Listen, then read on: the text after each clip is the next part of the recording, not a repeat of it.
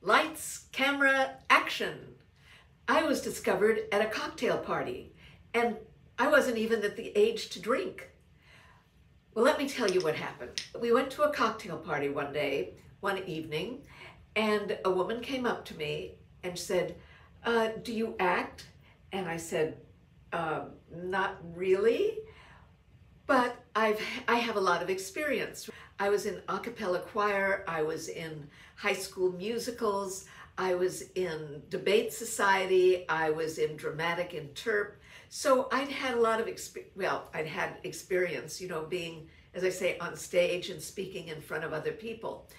And she said, you know, I'd like you to come for a casting call because I'm casting a commercial for Ham's Beer and I'd like you to be in it.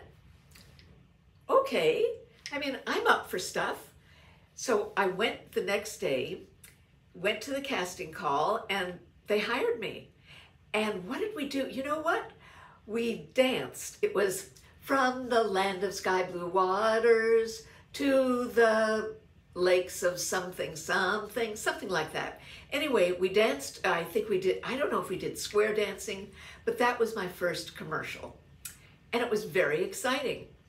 And in fact, after that, I discovered that I needed to get an agent. His name was Harry Abrams, and I think I was one of his first clients. Got an agent, and then he said, well, no, you know, we need to have headshots, and that is photographs of me, and they print it out on paper, and then you hand them out with your information. You hand them out to all the casting directors when they call you for an audition. So I got pictures, photographs of me, and you can see me with, you know, as an artist, as a businesswoman, as many varieties as you can imagine. But I was never cast for things like that. I was always the young mother next door, girlfriend next door. I was the girlfriend next door kind of type. So I got my agent, got the headshots. Then, well, what was really funny, I would go on these interviews. You know, it's all different now because everything's done on, you know, on the internet.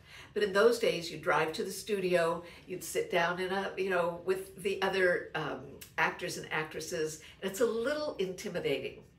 Well, it was to me, because they're all sitting there and they're studying and they're looking at the script, and you always think that they can do it so much better than you. But I had a certain outfit that I wore that I discovered I got every commercial when I wore it. It was a brown and white gingham shirt dress.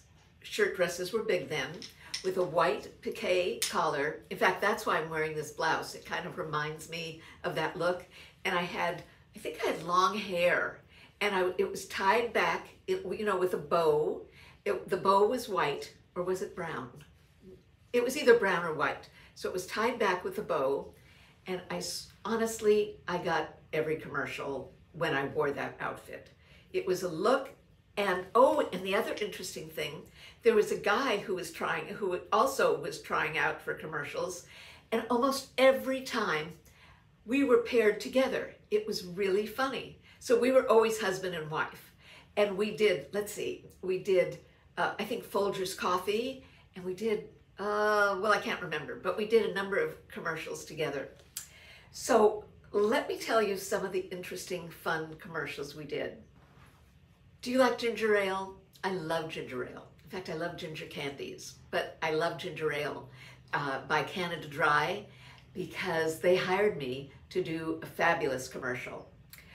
This was a commercial that it took place in the Prohibition times, and they decided to hire some of the most gorgeous models in the country and dress them up as gangsters from the 1920s. And I was to be their adorable gun moll, or mall, whatever you call it. But I was their kind of ditzy, which goes perfectly with me, mall. And so they gave me, I wore a blonde wig. Well, wait till you see it. Take a look at this. That was me. Would you have recognized me? No, I wouldn't either. Anyway, here I am with these gorgeous models. They're beautiful, they're tall, they're skinny, they're elegant, and they're also actually really a lot of fun. So this was, and wait till you hear me talk. This was a lot of fun to do. I really enjoyed it, and I think you can tell by watching it. Extra, extra, America's going dry. Sure is hot, huh, babyface? Oh, sure is, boss. Have some ice water. Nah, where's Bubbles? She ought to be back from town by now. Here she comes now. Hiya, kid. See you got the stuff. Sure, we got a couple of cases. We got the real stuff, all right. Canada Dry, quinine water and bitter lemon. Ah, that's the tonic mixer for me. Good old CD. It's the mixer that makes it. Listen to these bubbles. It's the tonic mixer with a blast. Canada Dry's got the bubbles at last. Yeah, it's got class, real class. You know it, kid. America's going dry with Canada Dry, tonic mixer and bitter lemon. So that was great fun. And as I say, I remember it to this day. Now, some of the other ones I did, well, the one I did with, you know, my partner in crime, this guy who was always my husband, was Folgers Coffee. Do you believe? Is there still Folgers Coffee? I don't even know. But I did this Folgers Coffee, and again, I'm the next door mother, the next door wife, and I think we've got a cut of that so that we can show it to you.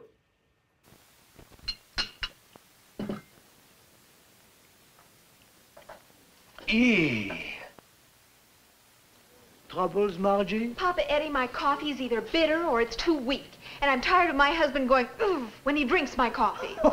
Papa Eddie, what's your best coffee? All my brands are the best. Well, one is the most best. And it sells the best, too. Folgers. Because it's grown in the mountains. The mountains? Like the sign says, Folgers is mountain grown for richer flavor. Never bitter, never weak, always nice and rich. Well, I'll try it.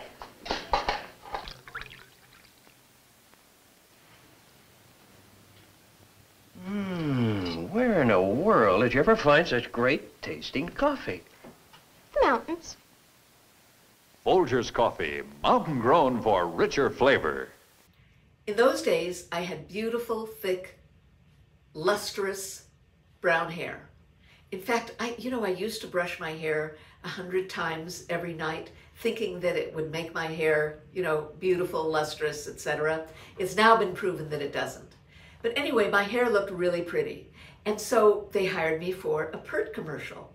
And that one, I think, was about dandruff, that I couldn't get a job if I had dandruff. Can you imagine?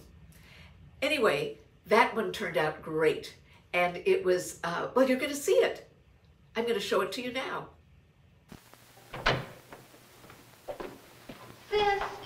Sis, did you speak to your boss about me for that receptionist job? Uh-huh. And he wants to see you tomorrow. Tomorrow? Oh, Joan, I've got to wash my hair, and tomorrow it'll be out to here. Hey, I've been using a new shampoo that solves that. Pert. Love the suds, but tomorrow my hair will fly all over. No, it won't. Pert's different. Washes almost like it had a cream rinse in it. What? Like a cream rinse in the shampoo. Well, how'd it go? You look lovely. At least with your Pert, my hair's behaving. Gee, I hope your boss liked me. I think you could say our boss. Try Pert, Procter & Gamble's new cream shampoo. Washes almost like it had a cream rinse in it. So I was talking to you about my beautiful, brown, long, thick, gorgeous hair. Well, I was hired for another hair commercial. But this time, they decided they wanted to make me a blonde. Don't ask. This is show business. They hire a brown-haired, actress, and they immediately want to dye her hair blonde. And I agreed, because this was supposed to be an introductory commercial. And that meant that it was going to be all over the United States, and it would be a great deal of money. So they dyed my hair blonde. And you know, they have to bleach it. And then they bleached it. And then they bleach it again. They kept on bleaching it to get the brown out. I hated it. I am not a blonde. I was blonde. I was filled with long blonde hair. You don't know how much I hated it. I would not go outdoors until they could take it back to its natural color. So I stayed indoors. I think I had to stay indoors for about at least 2 weeks, maybe 3 weeks, until I could get my hair dyed back. And the irony of it is they never released the commercial because the name meant F-A-R-T in the South. And they didn't discover this until after they made the commercial, bleached my hair, put it all together, and they never released the commercial. I think the product is released now. I wouldn't buy it. I was blonde. Oh, you do not know how I was just bereft with long blonde hair. So after that, do you remember the famous Man from Glad? So I did that commercial also, and it was really pretty serious because in the commercial, my husband didn't like the bags I put his sandwiches in. Man from Glad, Man from Glad, Man from Glad. Man from Glad, young wife going home to mother, 5 North Adams. Yes, Mother, I'm leaving Harold. He was very rude. He said my lunch sandwiches were so stale even the birds won't eat them. Oh, I can't talk anymore. Here's your trouble, madam. Open-top sandwich bags. Let sandwiches get stale.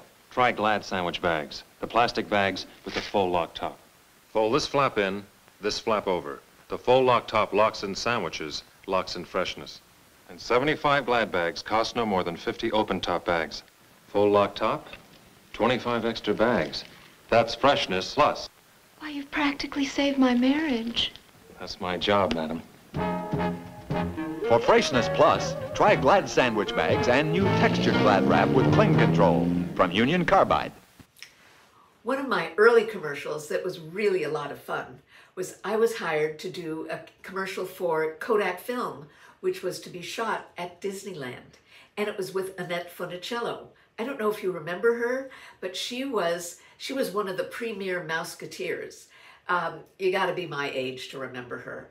Anyway, it was done at Disneyland, and now I'm scared of roller coasters. I'm really scared. The first time I went on a roller coaster, I got off of it and I started sobbing.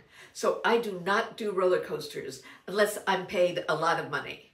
Well, paid a lot of money in residuals. So you would do a commercial and then every time it was played, you'd get a check. Nice, right? So I did this. So wait a second. I get to Disneyland and there's Annette Funicello. She's really nice. She was really nice. She was very gracious. She didn't have airs or anything. There were 4 of us. There were two guys and Annette and I. And I had to go on the Matterhorn. Not once, not twice, not 3 times, at least 5 times. You'd go up, you'd go down, and there, right at the end would be the cameras, and you had, you smiled, and you were having a wonderful time, and you had to do it again because the water came in front of you, somebody's hand came in front of you, something happened, and you had to do it again, and again, and again. But you got residuals, so, you gotta look at that part. So we did that, and we did the teacups, and I don't go on the teacups either. It makes me nauseous, but I did. So you go on the teacups, and you go around, and you go around, and you go around, and oh my goodness. But it was a delightful commercial, and it was a lot of fun, and it was Disneyland. I mean, how great is that? So after around 10 years, times changed, and the casting needs changed. Commercials changed. You had things like, I can't believe I ate the whole thing, or where's the beef? Things became more character driven. And the same thing in movies. It was no longer Doris Day, it was Al Pacino. It was a whole look that was going on in films and in commercials. But overriding all of that, we had a baby. And I did not want to spend my time going to auditions, washing my hair, and trying out. Suddenly, it just didn't mean the same thing to me. I wanted to spend my time with my daughter, Susanna. It was far more precious to me. And so I just said, you know what? I'm not doing it anymore. I want to be with my daughter. And that's when I stopped.